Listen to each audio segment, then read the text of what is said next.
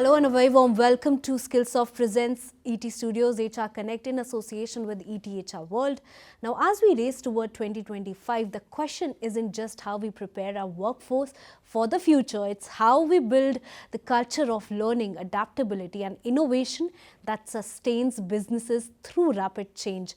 Now, whether it's leveraging AI, cultivating leadership or building technical and power skills, the HR strategies we implement today will shape the workforce of tomorrow.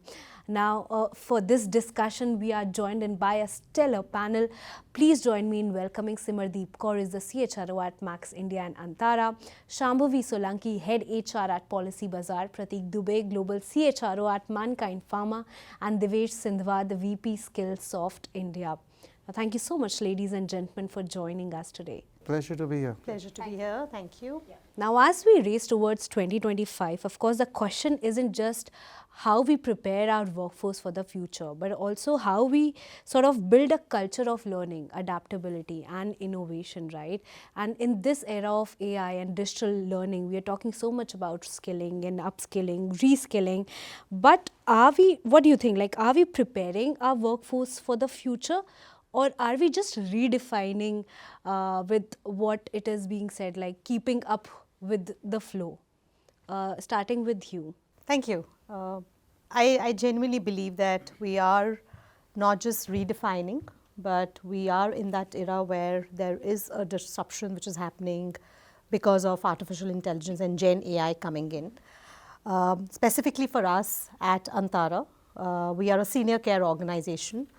And across our business verticals, there are differentiated skilling needs that emerge for our workforce. And we are trying our level best currently to use Gen AI, to use business understanding to really look at differentiated needs for different cadres of people. So for frontline team members, which are customer facing, which are senior facing roles, there are curated journeys that we have.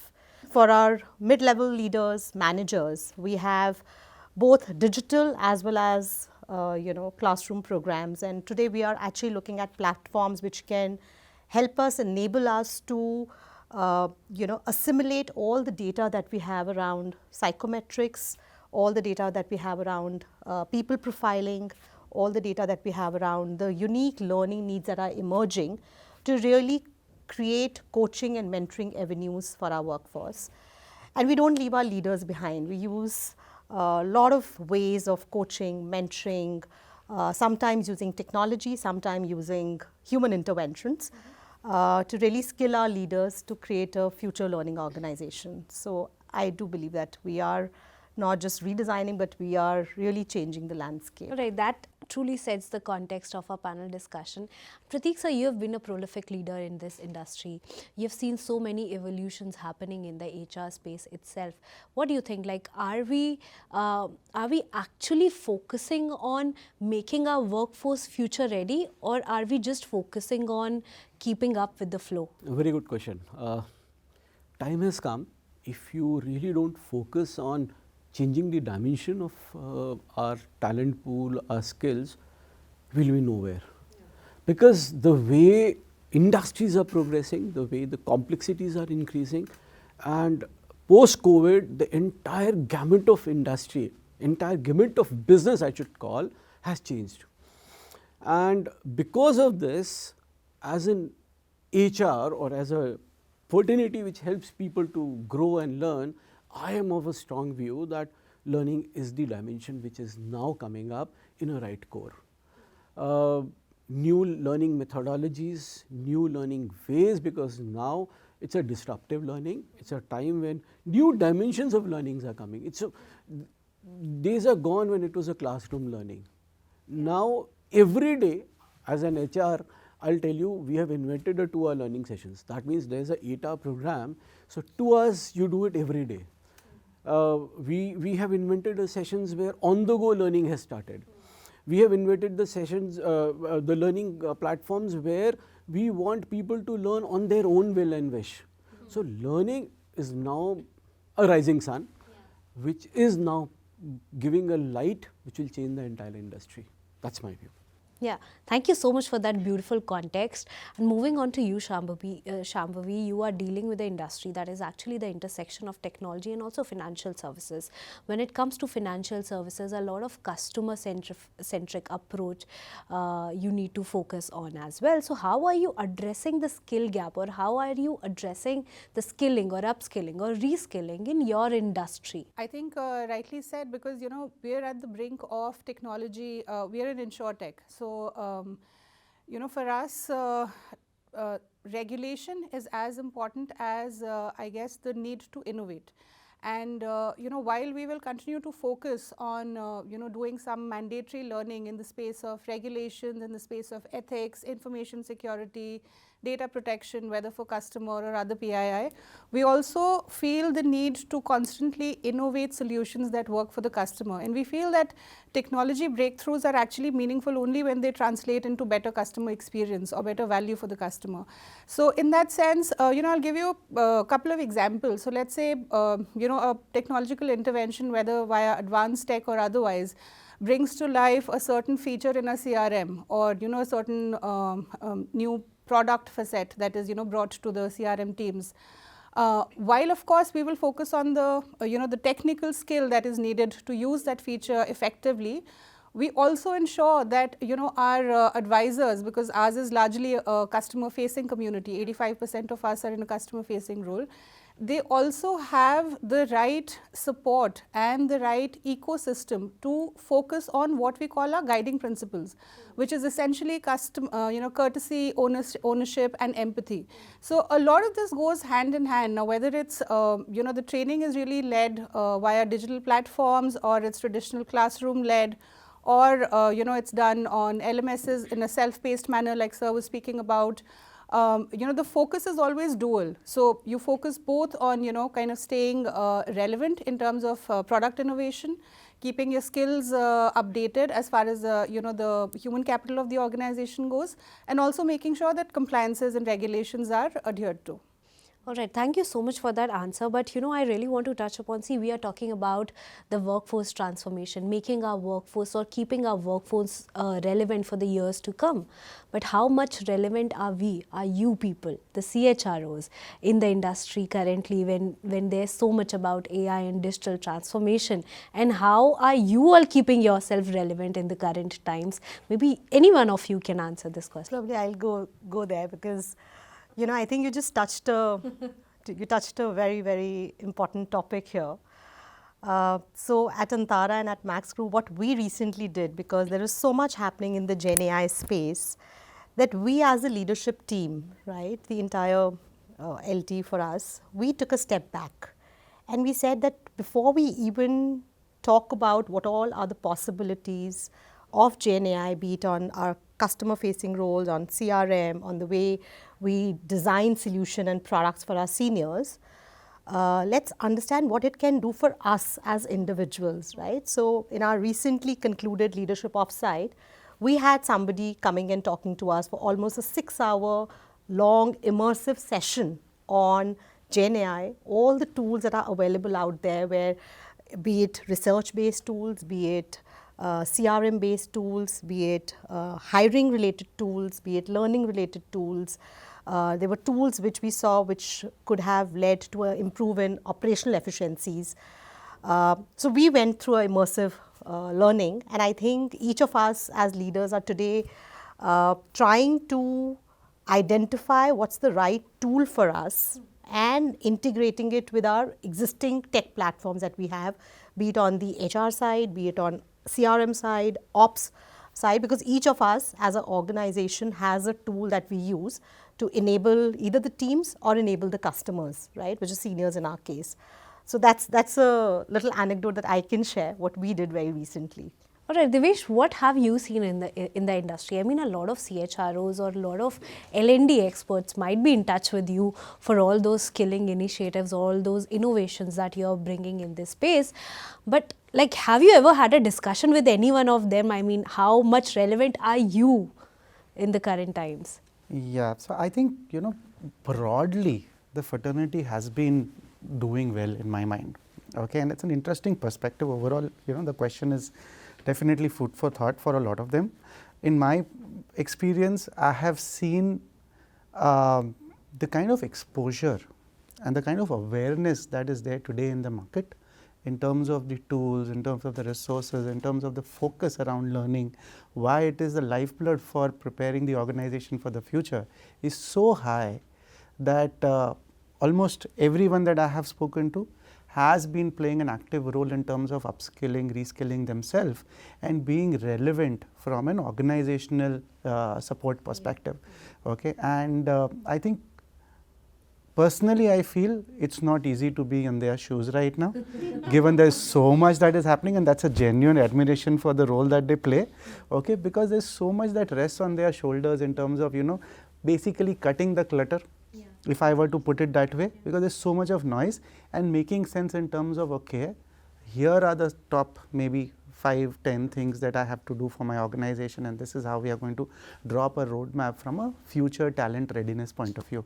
And that is so critical, like I said, it's a lifeblood, and which is where basically making yourself relevant, making your workforce relevant, exactly. and also choosing the relevant technologies for your workforce, which is very important, as you said. I would like to add here, when I started my career, I was given to understand that Prateek, HR is a support service. That was given to understand. And when I turn back and I see my 2 days back or 3 days back life, I think now I am a co-pilot. So I love driving. So when you used to go for marathons and all, you have a co-pilot who basically holds map and tell you turn right, turn left. He's not driving. But if he gets wrong, the entire direction will go off from the track. So today, if you ask my colleagues, their role and their life is like a co-pilot. And one mistake, entire organization will suffer. So we need to now step up, tighten our belt and be ready to play the game. That's the level, I think. Shambhavi, you'll agree with me on this. Yes, absolutely, absolutely. I think there's a lot of responsibility in, hand-holding the organization to take the right direction, whether it's in terms of adopting the right technology, curating the right courses, identifying the right skill gaps. I think a lot rests on our shoulder, but we as an organization, we believe that it's not on HR alone. I think for us, HR is not a department, it's a shared responsibility between, everybody in the management and leadership team. And therefore, we see those inputs coming in from everywhere, and I think, it's a collective responsibility to steer the organization. You said very well, HR is a catalyst. Let's understand. We are catalyst. We are catalyst for change. Yeah, and with that, I would also like to move on to the challenges, because we are talking, like, I am sure everything is not very bright, right? When it comes to reskilling or upskilling, there might be certain challenges that you would face while sort of leveraging these initiatives or while addressing these skill gaps.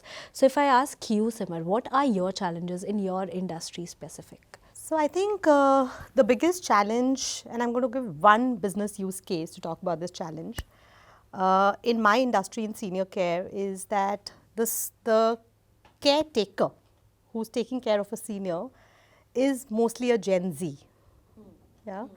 And the senior either belongs to a baby boomer generation or a Gen X. So there is a vast generational gap, which means there are vast expectation gaps. So I think the skilling challenge comes in not just, as Shambhavi said, not just in terms of the caregiver understanding the compliances around caregiving, the clinical aspects of caregiving, but it also comes down to softer human skills of empathy, of seva bhav, of going above and beyond to really take care of the senior that one is taking care of. How does one really bridge this gap? Of course, there is a lot of training, skilling, upskilling. There are learning roadmaps. But I think at a core level, how we are trying to look at solving this challenge in future is also identifying using Gen AI in terms of identifying the right talent pool for us. So if we are through Gen AI, if we can use that successfully and find what is that pen profile of a caregiver, which is going to get deployed, and have a mapping between the consumer and the caregiver to create synergies, I think that will be a win-win. So that's how I want to really All right, there are of course a lot of industry specific challenges even for you all, and Divyesh, if I come to you, you've been listening to all these challenges for so long. I mean, this is how you build your product, right? So what are those recent innovations or breakthroughs from Skillsoft that we are expecting for this year or maybe for the years to come to address all these challenges? Sure. Now, I think the biggest opportunity, I would put it that way, okay, lies in terms of bringing the technology element to drive that efficiency, okay, engagement and value. Okay, and I think we, as a anchor partner to some of the largest and most complex organizations globally, have been taking that role very seriously. Okay, and for an organization which is been around for over 2.5 decades, obviously it becomes important to continuously re-innovate and drive that innovation in terms of products, solutions to remain relevant and to add value. So what we've been doing over there, and there are multiple things which are there, but I'll maybe touch upon 3. Okay, one is in terms of bringing the AI element to drive that skill level awareness. Okay, and I think a lot of organizations, in fact research says only about 8% of organizations globally have awareness in terms of what are those skill sets that they have and they need in the future. Okay, so there's a big white space there in terms of opportunity, and we are trying to solve that by bringing in solutions which are like skills benchmark, okay, across a range of topics and skill sets which are typically required, okay, for organizations to help them assess people, understand where they fit, and not just end it there, but also give them the path in terms of building that capability to grow to the next level. Okay, and we have something called a role advisor there, where I can put across, okay, I'm maybe today doing X role and tomorrow I want to do Y role. System will guide the person in terms of grooming themselves and reaching to that next level. So that's where we do. Second is in terms of bridging the gap between skilling and application. Now that's a challenge area where again not much is spoken about. Okay, so just because I've attended a program doesn't mean I've become an expert on a topic, right? And how do I take it and apply it on the job? Again, I'll touch upon our research. It says 86% of learning turns into scrap learning, which is never applied. Okay, now how do you do, bring up innovation to actually reduce that scrap learning and bring value? So we have got something called AI simulators, which allows you to let a person go through an immersive experience in a role play, okay, where they apply what they've learned and learn while doing that. And because it is between the computer and me, there is no ego. Okay, I can break that barriers in terms of acceptance that okay, here are areas which are missing, and then go back and role play again to drive that value. It could be as simple as managing a difficult conversation, how to address a pay rise increase request from a peer, as simple as that, or how to deal with an irate customer.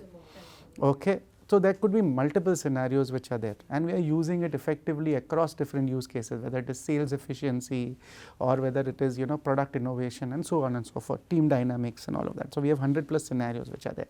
So that's there. And the third area that we are working towards is basically building that capability to become that one-stop workforce transformation partner, okay, for our customers. So not just Skillsoft predominantly has been known for the content library that we bring to the table, but today we have diversified. We bring in coaching, ICF certified coaching from a leadership perspective. We provide these AI simulators that I spoke about. We provide technology certifications. We provide the platform of engagement. Okay, we provide compliance trainings and so on and so forth, which actually helps you basically drive that value for the organization by working with an anchor strategic partner rather than dealing with hundreds of other partners who do point need solutions, okay, but then don't necessarily gel together, and your entire effort is basically how do I bring all of this together and make sense for the learner and for the organization. So that's what we are focused on. That's where the innovation has been, and we have seen fantastic success and feedback from our customers around those areas. Of course, there must be plethora of needs that you are catering to, but when it comes to your industry, Prateek sir, how do you sort of address skill gaps in your industry? And do you think like how much targeted reskilling programs help you? Pharma is evolving every day, and if you see the journey of pharma industry, it has changed every 5 years. Now the time has come where we are going into more specific medicines, we are going into more specific bio-driven medicines. So there's lot many things are coming. But if you see the talent available, believe me, 35% is the gap which has been proven that as on date, the gap is 35%. When he's talking about, I was so happy, at least this gap can be bridged if this comes on. Now, so what we have to do as a pharma industry, I'm not saying any organization specific, is we need to build institutes to train people. The time has come when I can't say my company, I have to say our industry, because skill is less by 35%. And today when as an HR head, as a global CHRO, when I invest in a course, I always think two things, what is my gain and what is my industry gain, and then we should invest. The time has come to that level, and going specific pharma because it's more regulated and more controlled industry, you have to spend more time and more value and more